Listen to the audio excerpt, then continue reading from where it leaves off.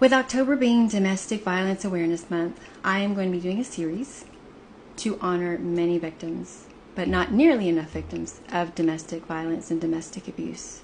This series is about the lives behind the headlines, real victims of domestic violence whose voices were silenced, but whose stories still deserve to be told. My hope is to honor them, to educate, and to help others recognize the patterns of abuse before it's too late.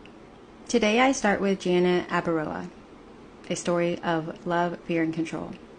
The reason I am starting with her is because her husband was convicted of her murder, but he is already out, and he's been out for many years. She was a young mother, a wife, a former college soccer player, and someone deeply loved by her family and friends. On October 26, 2005, Janet's life was tragically cut short. Her husband, Raven Abaroa, was later convicted of her murder. But before that terrible night, there were years of behaviors and patterns that survivors of narcissistic abuse will instantly recognize. Raven showed classic signs of narcissistic and controlling traits that eroded Janet's safety and well-being, because those aren't just red flags. They're warning signs of abuse. We're going to first start with the verbal degradation and emotional abuse. Friends testified that Raven often called Janet worthless, that she couldn't do anything right, and that she was useless. He had mood swings so severe that Janet never knew which version of him she was going to get, calm or cruel.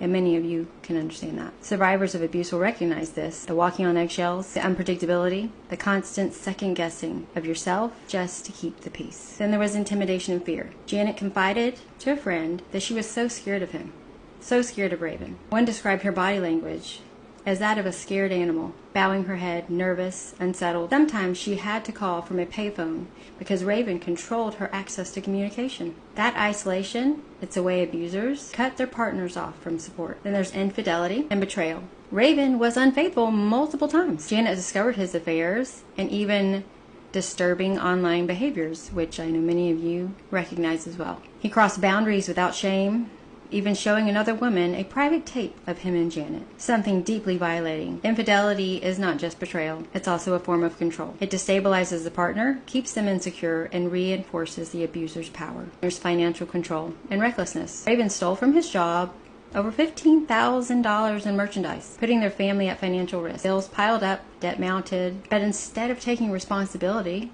he shifted the blame. He also kept $500,000 life insurance policy on Janet and $1 million policy on himself. Financial abuse is often, way too often, overlooked. It's one of the most common forms of control in abusive relationships. He also isolated her from others, as mentioned earlier. Janet's friends noticed she rarely spoke openly when Raven was around. She had to hide conversations, sometimes locking doors when he left. This is another hallmark of abuse. The abusers create an environment where their partner can't fully be themselves around anyone else, slowly stripping away at their support system. His lack of accountability. Even when confronted, Raven denied responsibility for any of his actions. He minimized, deflected, and created shifting stories. Whether it was about his affairs, his mood, or even what happened the night Janet died, his version of events kept changing.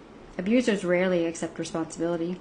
They lack accountability. And this gaslighting leaves the victims questioning their own reality. Escalating intimidation. Although evidence of physical violence in their marriage was limited, and that's something I want people to pay attention to, because more often, it happens way too often, that these people will take your life, and they would have never put a hand on you prior to that. So although there was evidence of physical violence in their marriage was limited, Raven's later relationships showed his pattern escalated. The second wife testified that he shoved her and threw her against the wall. This underscores what we often see: emotional abuse lays the groundwork, and physical violence escalates over time. For Janet, these patterns created a life of fear, confusion, and isolation. Like many survivors, she wanted to believe in the person she fell in love with. She hoped the good moments meant change, but as many of us know, those moments of change don't last. She hoped her marriage could heal, but in the end, the cycle of abuse only grew more dangerous. At one point, Janet did consider leaving. She had talked to her sisters about leaving. She had made plans to leave, and then discovered that she was pregnant.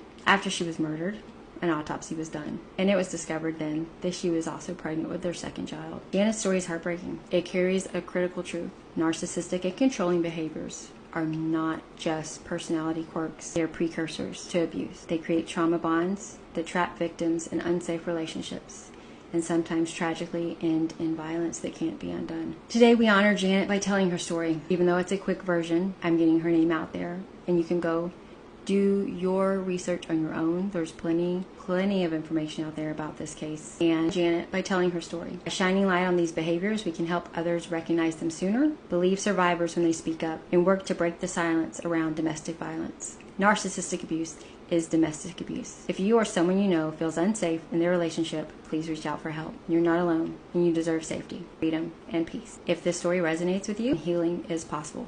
I'm proof of that, and many people are too. You are not alone. Together, by breaking the silence, we honor those we've lost and protect those still living in the shadows of abuse.